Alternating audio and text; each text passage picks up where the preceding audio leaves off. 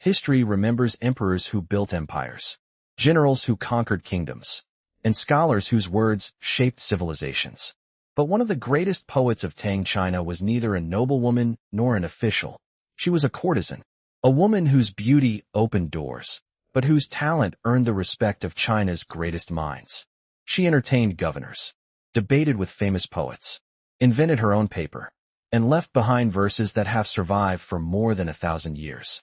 This is the remarkable story of Xue Tao, the poet courtesan who proved that genius could flourish even behind society's highest walls. Xue Tao was born around the year 768 during the Tang Dynasty, one of the golden ages of Chinese civilization. Her father, Xue Yun, served as a government official. Unlike most girls of her time, Xue Tao received an excellent education. She learned to read. She studied classical literature. She practiced calligraphy. And before she reached her teenage years, she was already composing poetry. One famous story tells that when she was only 8 years old, her father pointed to a tree and challenged her to compose a poem. She responded instantly with graceful lines far beyond the abilities of an ordinary child.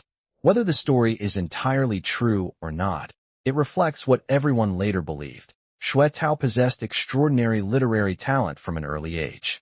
Her future seemed bright, but fate had other plans. When she was still young, her father died. Without his income or protection, the family's fortunes collapsed. For women in Tang China, opportunities were painfully limited. Education could not provide employment. Talent could not guarantee survival. To support herself and her mother, Xue Tao entered one of society's most complicated professions. She became a courtesan. Today, the word courtesan often creates misunderstandings.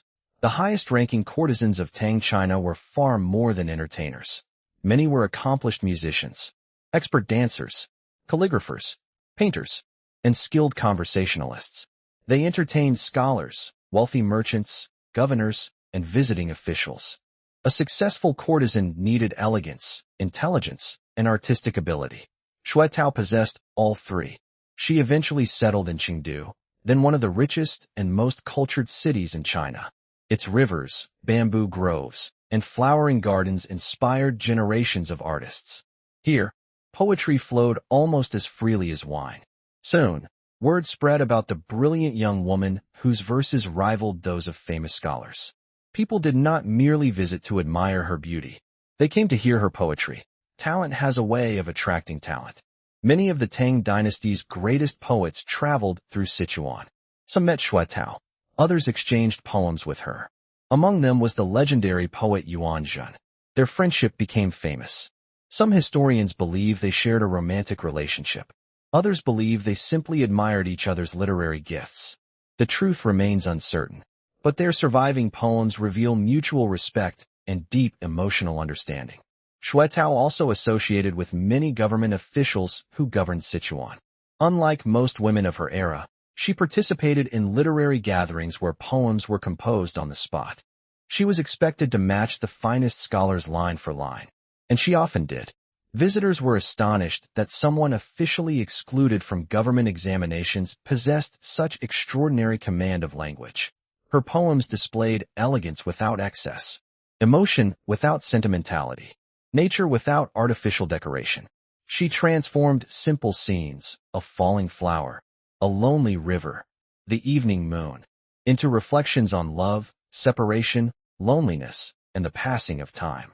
Xue Tao's reputation eventually reached Wei Gao, the powerful military governor of Sichuan. He admired her intelligence so much that he invited her into government service. For a time, she helped prepare official documents and correspondence. This was almost unheard of. A courtesan performing administrative work inside a provincial government challenged conventional expectations.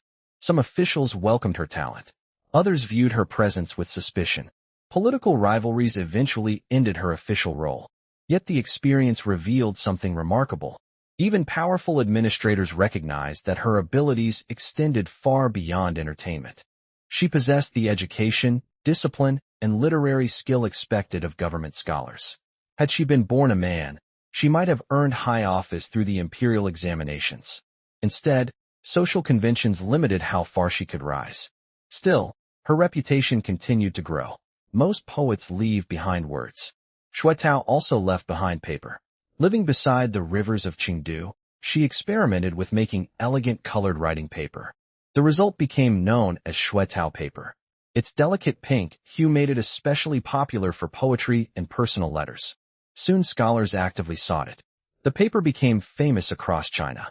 Even centuries later, people continued producing paper inspired by her original design. In a remarkable way, every sheet represented both literature and craftsmanship. Her creativity extended beyond poetry itself. She transformed the very surface upon which poetry was written. Few writers in history can claim such an achievement. Many stories connect Xue Tao with romance. Some celebrate tragic love. Others describe admiration from powerful officials. Historical records remain incomplete. What survives most clearly are her poems. Unlike dramatic legends, her verses speak quietly. They explore longing without bitterness, independence without arrogance, grace without self-pity. One poem compares distant emotions to drifting clouds. Another captures loneliness through evening rain falling over bamboo. She rarely complained directly about her circumstances. Instead, she allowed nature to express feelings words alone could not. Readers across centuries found themselves reflected in those landscapes. Her poetry became timeless precisely because it spoke through subtlety rather than exaggeration.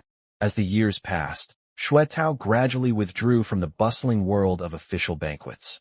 She built a quiet residence near the Huanhua stream outside Qingdu.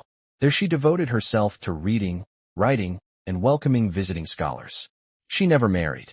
Instead, she created an independent intellectual life unusual for any woman of her era.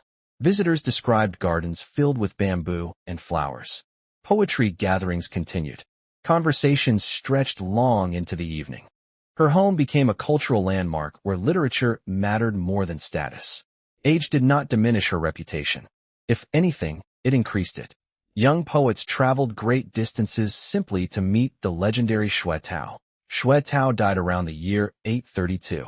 By then, she had become one of the most celebrated women poets in Chinese history. More than 90 of her poems still survive today. Generations of readers have admired their clarity, elegance, and emotional depth. Parks, memorial halls, and monuments in Qingdu continue to honor her memory. Students still study her verses. Artists still paint scenes inspired by her life. Historians continue debating the details of her relationships and career. But one fact remains beyond dispute. She transformed how later generations viewed women writers.